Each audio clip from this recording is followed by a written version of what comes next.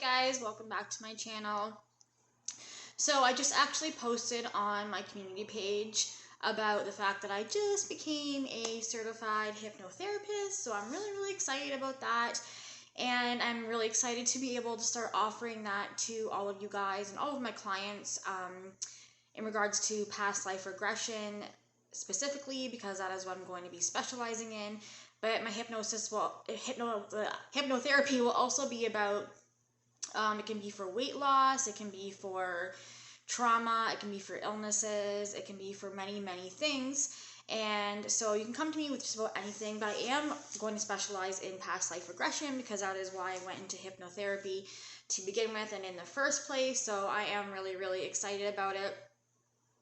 So that is why I decided to do today's video, because today's video is going to be about how trauma affects our chakras and how it stays stuck in our energy body, in our energy fields, and why releasing this is so important. And I'm going to first discuss how trauma affects each chakra and how we can transmute that and release it from our energy body through hypnosis and through there's many ways to release trauma from our energy bodies. But let's just get right into it because I feel like this is going to help a lot of you. So I do have my script here that I write down just so I don't forget anything, because if I was just to explain to you guys the whole entire thing without having a script, I would just go on and on forever and ever. So we're going to get right into it. So the chakras are energy centers along the front of the spine, from the tailbone to your crown. They are a key part of the energy map of the human body, developed around 3,000 years ago in India. Some people dedicate years of focused yoga and other meditative practices to refine the connection between body and mind, allowing energy to flow freely through the chakras, leading to Kundalini awakenings and enlightenment, sometimes, not all the times. And we can also check in with the chakras as they are in the present and a source of information about our body and our energy. Our chakras are associated with a rainbow of colors and symbols. Although each person's experience of their own chakra varies, energy moves through the system from bottom to top in a liberating current from the top to the bottom in a manifesting current. The type of energy associated with the chakras ranges from solid matter at the first chakra to pure awareness at the seventh chakra. And I have discussed chakras with you guys lots of times in the past. You guys should already know if you've watched my previous videos about the chakras. If not, go back to my other videos. I do go into them, go into depth with them, I believe. I think the videos are still there. If not, let me know and I will re-upload them for you or redo them for you. So trauma affects the chakras, as I just said, and the chakra system helps us focus on one kind of healing at a time and notice what is going on in our whole entire energy system, as well as in addition to what we find difficult. So the root chakra, which is also known as the Muladhara, which means root support, and this chakra, the chant for this chakra is I am. So this is the first chakra, and it is at our tailbone. That's usually where the energy rotates and sits, and it resembles the color red. And it is about survival, physical embodiment, family, and grounding. And through our legs and our sit bones, we physically connect to the earth. So sense of this chakra at the first is at the tailbone and around the area, and you can also visualize filling the whole pelvis when you are in meditation with like a red color is what I often tell people. So trauma divides us from our bodies, and early abuse makes us question our fundamental right to be here. Rather than being a source of safety and support, family becomes a source of struggle and pain. As we heal from trauma, we treasure each regained scrap of physical awareness, and we sense our determination to survive as we battle with despair. So if you have early childhood trauma, abuse, sexual abuse, any type of emotional trauma, mental trauma, it's really going to put that sense of, I don't feel safe. I am not safe. I am not welcome, or I don't belong. Okay, that is a very common one as well. People feel when their root chakra is out of balance. So if this trauma has happened to you, you could have a imbalanced root chakra. And we can balance this out again through affirmations, meditations, inner child healing, hypnosis, and past life regression. If you have forgotten where the trauma has come from, then hypnosis and hypnotherapy, and especially past life regression, brings you back to those memories so you can remember through your subconscious again what exactly happened. And although it is painful, it is necessary to heal, okay? Because if we don't heal, we aren't going to have healthy relationships. There's many things in our lives that it's going to affect. We can be, I'm going to go into the rest of the chakras and how it affects them, but there's so many things that happens when our chakras are not in balance and when we aren't healing the trauma that we're constantly carrying around with us.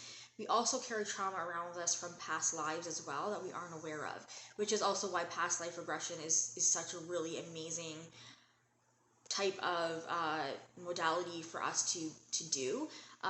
Whether we don't do it ourselves or we go to a hypnotherapist, it's just really, really beneficial. So let's get into the sacral chakra. And the sacral chakra means sweetness in one's own abode, or one.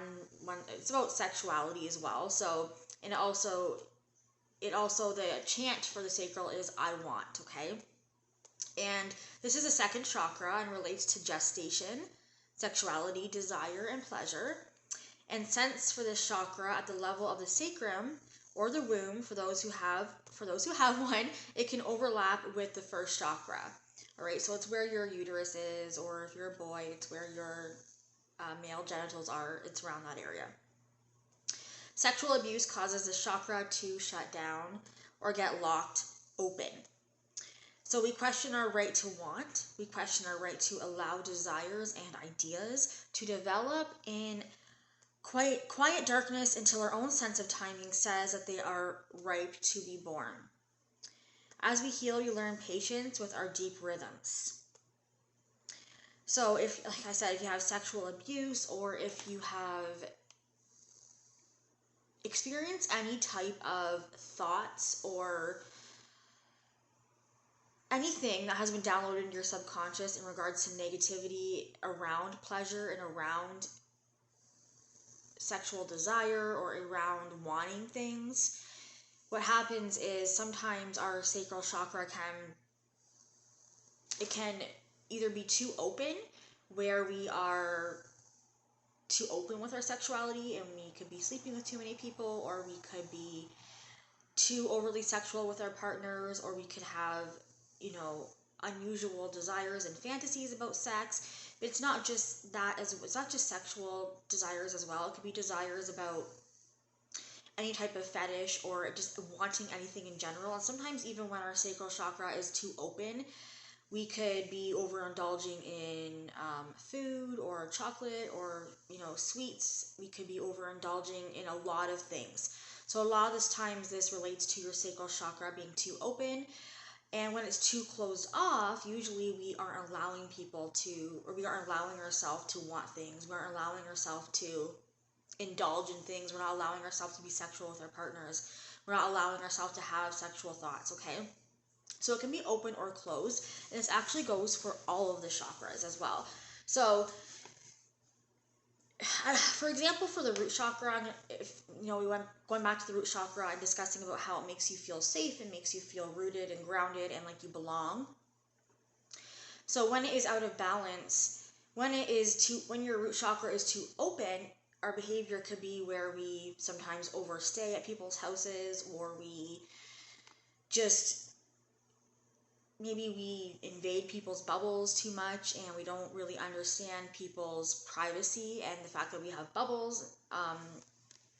Or if it's too closed off, then that usually relates to us not feeling safe, or you still don't feel safe when it's too open. But it's almost like there's extremes on each level. So either you overstay, or you're too welcoming, or you're too you put in too much effort to feel safe, or you're not putting enough effort to feeling safe and grounding yourself. I hope that makes sense, okay? So let's get into the solar plexus chakra, which is also, the chant for that one is I will. So the third chakra relates to power, assertiveness, will, and boundaries. Sense for this chakra is behind the navel at the solar, around the solar, at the solar plexus. So it's saying that it is just above the sacral chakra, and it's sort of around our belly button area. Abuse and trauma teach us about helplessness and power over rather than strength and power within. As we heal, we learn to take back our power and take action on our own behalf. So a lot of the times, if your solar plexus is out of balance, you will not know how to set boundaries with people. You will not have, a determination like you usually do. Sometimes you might feel unmotivated, you might feel lazy and tired, you might question why you're here, you might question your purpose.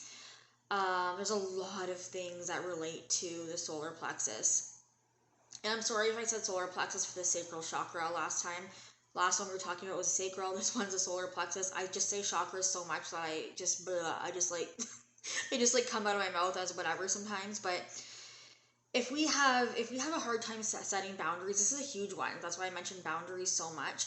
So saying no to others, allowing people to walk all over us, then this is usually an imbalance in the solar plexus chakra, okay? This could lead back to abuse when somebody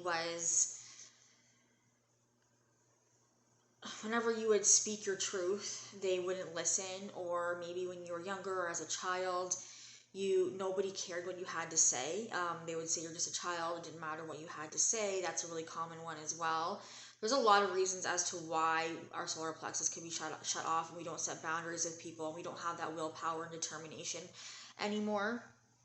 But it's also about being assertive, and maybe someone told you once that you were too assertive, so you stop being assertive. There are many, many things, but if you feel any of those things, it relates to your solar plexus, okay?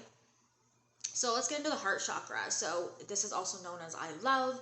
And the heart chakra is actually one that we all have a dominant chakra, if you didn't know, which is super interesting. And my dominant chakra is the heart chakra. So this is one I've led a lot of my life through my heart chakra. And I found that really interesting because it explained a lot about why I did things the way I did things. And this one is all about, this is the fourth chakra, and it relates to love, connection, and compassion. Through our arms, we reach out to the world around us. And as the center of the chakra system, this one relates to centering and balance. And you can sense this chakra around your heart and your chest area, okay? And child abuse and partner abuse mix our natural wellspring of love with pain and shame. As we heal, we learn that love does not have to hurt. And we regain compassion for ourselves as well as others. Over time, tightly closed hearts can open again, and wide open hearts can learn self-protection. Rather than looking for the one right away, we weave a middle way between extremes. And this one is also this one's also extremely, complicated, because like all the chakras, it can be either wide open or it can be too closed off. And if your heart chakra is too wide open, this means that you are too compassionate. Maybe if that's even a thing. So you could be, if you're a parent, you could be maybe being too protective as well over your children. That could be a sign as a imbalanced heart chakra. If you are allowing anybody to love you and anybody to come into your heart, just love anybody that, maybe you fall in love really easily when you're dating. That is a sign of an overly open heart chakra as well. And, maybe you cry over everything, which, I mean, I'm an empath. A lot of sensitive people too. A lot of sensitive people do. But that's because I lead with my heart chakra. So sometimes it could be just that you lead with your heart chakra. What I mean is if you're crying over everything, like you cry over movies, or I cry over everything.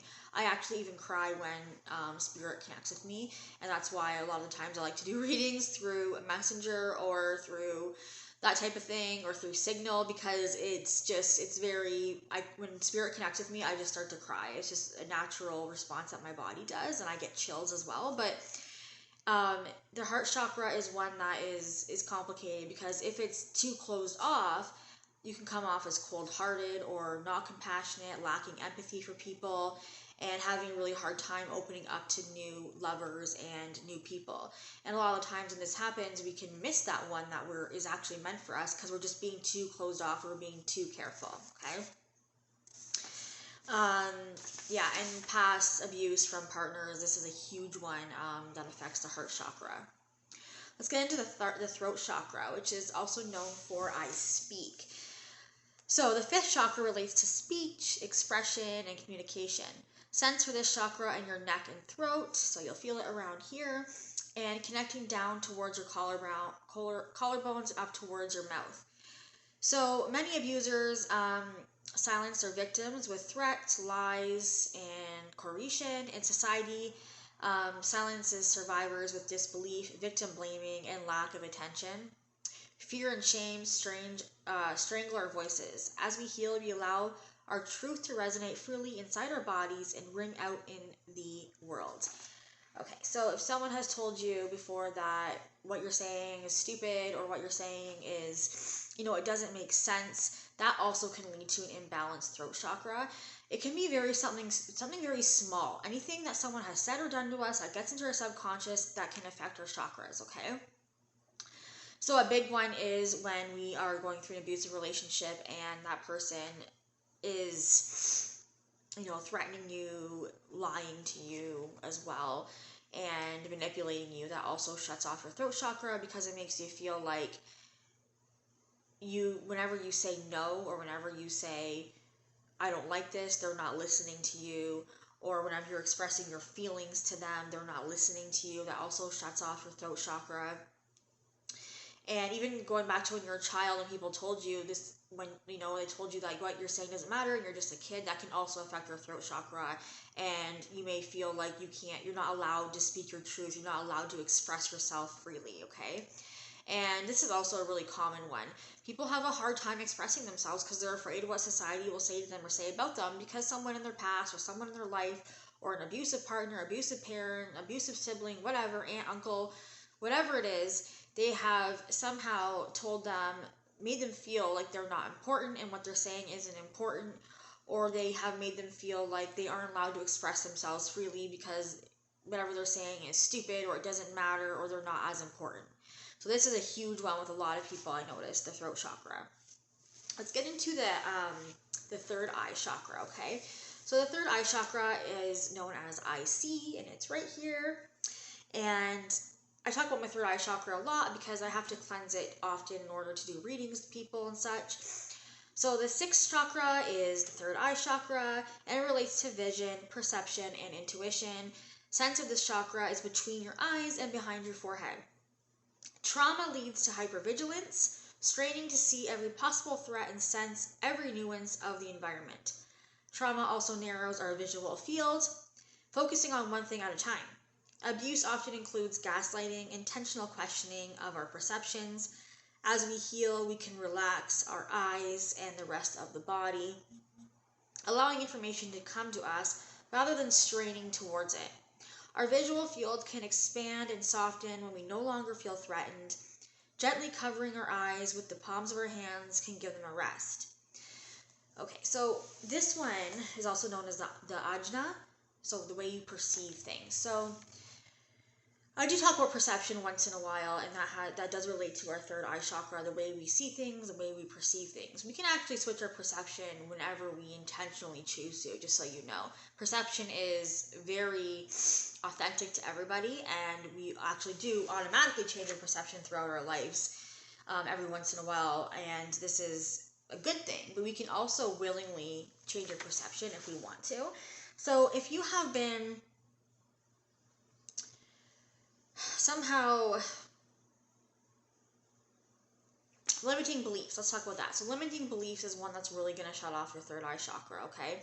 So whether that's generational or it's something that was said to you from a partner or a parent that you strongly believe, this could be around marriage, this could be in regards to religion, this could be in regards to so many things, but a lot of us carry around so many limited beliefs, even from past lives, and this really blocks our third eye chakra because it blocks our perception, it blocks our willingness, or it blocks, I guess, our ability to have different perceptions of things and to be open to new things, okay?